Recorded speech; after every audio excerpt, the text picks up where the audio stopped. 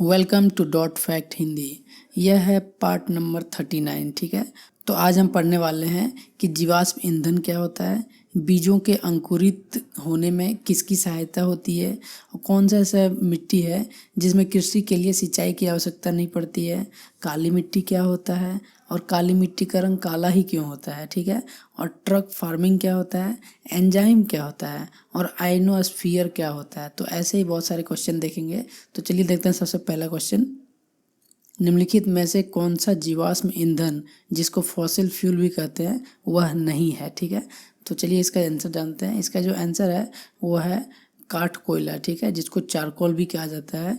यह एक जीवाश्म ईंधन नहीं है, यह एक सीमित मात्रा में उपलब्ध होता है। ठीक है, देखिए जीवाश्म ईंधन उसे कहते हैं जो कि प्रकृति ने हमें दिया है। ठीक है, लेकिन जो ये चारकोल होता है वो लकड़ी को जलाने के बाद जो बच जाता है, पूरा नहीं जले, आधा लकड़ी का जलाने के बाद जो बचता है उसको चारकोल कहते हैं। ठीक है, और चारकोल को जलाने पे इससे धुआं नहीं निकलता है। ठीक है, चलिए बढ़ते हैं अगले क्वेश्चन की ओर। निम्नलिखित में से किसमें कोबाल्ट उपस्थित रहता है। तो इसका आंसर है विटामिन B12। ठीक है, विटामिन B12 में कोबाल्ट उपस्थित होता है। और देखिए विटामिन का जो स्रोत है वो है मिल्क, सोया मिल्क, चीज़, मीट, अंडा, नट, और बाकी आप यहाँ पे देख सकते हैं फिश वगैरह भी खा सकते हैं उसमें। तो देखिए इसमें कोबाल्ट यहाँ पे उपस्थित होता है। इसका जो सूत्र है वो है C63H88 कोबाल्ट 1N14O14P। ठीक है, और इसका जो सबसे बेस्ट सोर्स है वो है रेड मीट, मछली और सेलफिश, और फलियां, अंडे, बीन्स और सूखे मेवे बहुत ज़रूरी है इसमें खाने के लिए। ठीक है, और जो विटामिन B12 से जो कमी होने से एक रोग होता है जिसमें होता है कि डिमेंशिया और एनीमिया। ठीक है, तो ये भी आप याद रखिएगा क्योंकि ये भी क्वेश्चन में बहुत बार आ चुका है।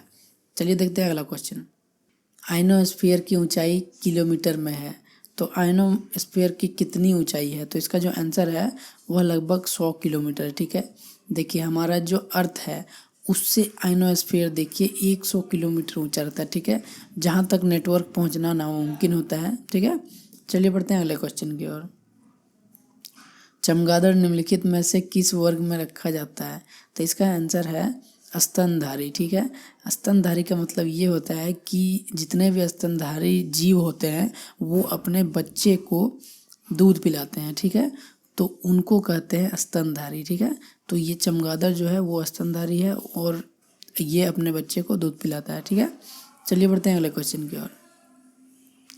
एंजाइम होते हैं, तो एंजाइम क्या होते हैं। तो इसका जो आंसर है वो है प्रोटीन। ठीक है, तो देखिए एंजाइम प्रोटीन से बना होता है। ठीक है, तो एंजाइम एक तरह का प्रोटीन है जो कि कोशिका के अंदर पाया जाता है। ठीक है, और शरीर में केमिकल प्रतिक्रिया को तेज करने में मदद करता है। ठीक है, और एंजाइम जो है भोजन को पचाने, मांसपेशियों को बनाने और शरीर में विषैले पदार्थ को ख़त्म करता है। ठीक है, तो चलिए बढ़ते हैं अगले क्वेश्चन की ओर। रिक्टर स्केल निम्नलिखित में से किसके माप में प्रयुक्त होता है।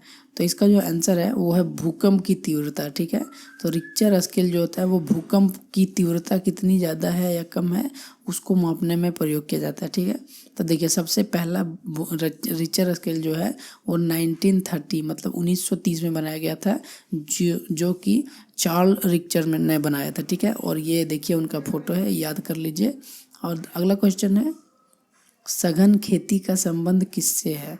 तो इसका जो आंसर है वह है मौजूदा भूमि के सघन उपयोग से उपज बढ़ाना। ठीक है, मतलब देखिए जो आपका सघन खेती है उसको इंग्लिश में इंटेंसिव फार्मिंग भी कहते हैं। ठीक है, तो सघन खेती का नॉर्मल आपको एग्जांपल देते हैं कि आपके पास अगर 1 एकड़ का ज़मीन है और उससे आप 2 क्विंटल का अगर आप ये कर रहे हैं, खेती कर रहे हैं कोई भी चीज़ का, तो उतना ही ज़मीन पे 1 एकड़ पे अगर आप 10 क्विंटल का अगर खेती कर रहे हैं तो उसी को सघन खेती कहते हैं। ठीक है, मतलब उतना ही ज़मीन पे ज़्यादा खेती कर पाना को इंटेंसिव फार्मिंग मतलब सघन खेती कहते हैं। ठीक है, ये जो है वो 1973 में सरकार ने सघन कृषि विकास कार्यक्रम की शुरुआत की थी। ठीक है, चलिए बढ़ते हैं अगले क्वेश्चन की ओर। खरीफ की फसल कब बोई जाती है। तो ये क्वेश्चन जो है मैंने पहले आपको बता चुका हूँ। तो इसका जो आंसर है आपको कमेंट बॉक्स में देना है, और अगर आपको नहीं आता है तो मैं भी दे दूंगा, टेंशन मत लीजिए। चलिए बढ़ते हैं अगले क्वेश्चन की ओर। भारतीय कृषि अनुसंधान समिति ने भारतीय मिट्टी को कितने वर्गों में विभाजित किया है? तो इसका जो आंसर है वह है 8 भाग में, ठीक है। 8 भाग जो है वो 8 भाग बताना जान रहा हूँ। देखिए, पहला भाग है जलोढ़ मिट्टी, फिर है काली मिट्टी, लाल मिट्टी, लेटेराइट मिट्टी, पर्वतीय मिट्टी, मरुस्थलीय मिट्टी, लवणीय मिट्टी, पीट या दलदली मिट्टी, ठीक है। और देखिए, भारतीय कृषि अनुसंधान परिषद जो है उसका फुल फॉर्म है Indian council of agriculture research, ठीक है। तो चलिए बढ़ते हैं अगले क्वेश्चन की ओर। काली मिट्टी का काला रंग किसकी उपस्थिति के कारण होता है? तो इसका आंसर है टिटेनिफेरस, मैंगनेटाइट एवं ह्यूमरस, ठीक है। इनमें नाइट्रोजन, पोटास, ह्यूमरस की कमी होती है, ठीक है। तो चलिए बढ़ते हैं अगले क्वेश्चन की ओर। किस मिट्टी में अधिक समय तक आर्द्रता बनाए रखने की क्षमता होती है? तो इसका जो आंसर है वह है काली मिट्टी, ठीक है। तो ये काली मिट्टी में आर्द्रता का मतलब होता है कि अगर एक बार उसमें आपने पानी दे दिया है तो वह कितना दिन तक रहेगा उसमें पानी, ठीक है। जो उसमें मॉइस्चर रहेगा वो कितना दिन तक रहेगा, ये उसी को कहते हैं आर्द्रता, ठीक है। तो दोमट मिट्टी में सबसे अधिक पाया जाता है, लेकिन इस ऑप्शन के हिसाब से जो है वो काली मिट्टी है, क्योंकि दोमट मिट्टी ऑप्शन में नहीं था इसलिए मैंने काली मिट्टी को यहाँ पे टिक किया, ठीक है। लेकिन सबसे ज़्यादा किस में पाई जाती है? तो दोमट मिट्टी में सबसे अधिक पोषक पदार्थ और अधिक नमी और अधिक ह्यूमरस होता है, ठीक है। तो चलिए बढ़ते हैं अगले क्वेश्चन की ओर। किस मिट्टी में कृषि के लिए सिंचाई की आवश्यकता नहीं पड़ती है? तो इसका आंसर है काली मिट्टी, ठीक है। देखिए कि अब जान लेते हैं पहले सिंचाई के बारे में। सिंचाई जो है मिट्टी को कृत्रिम रूप से पानी देकर उसमें उपलब्ध जल की मात्रा में वृद्धि करने की क्रिया को सिंचाई कहते हैं। मतलब ऊपर से पानी जब देते हैं तो उसको सिंचाई कहते हैं। और देखिए, अब देखिए काली मिट्टी जो है उसमें कौन कौन से ये बोए जाते हैं? तो उसमें जो होता है वो धान, गेहूँ, दलहनी, तिलहनी, गन्ना की खेती होती है, ठीक है। इतने सारी चीज़ की खेती इसमें होती है। और यह मेनली जो है वो महाराष्ट्र, गुजरात, मध्य प्रदेश, तमिलनाडु व उत्तर प्रदेश के कुछ इलाकों में काली मिट्टी पाई जाती है, ठीक है। तो ये भी आपको क्वेश्चन में आ सकता है, ये भी आप ध्यान रखिए। चलिए बढ़ते हैं अगले क्वेश्चन की ओर। बीजों के अंकुरण में कौन सा कारक महत्वपूर्ण नहीं है? तो इसका आंसर है सूर्य की रोशनी, ठीक है। जब कोई बीज अंकुरित होता है तो उसको सूर्य की रोशनी की आवश्यकता नहीं पड़ती है, ठीक है।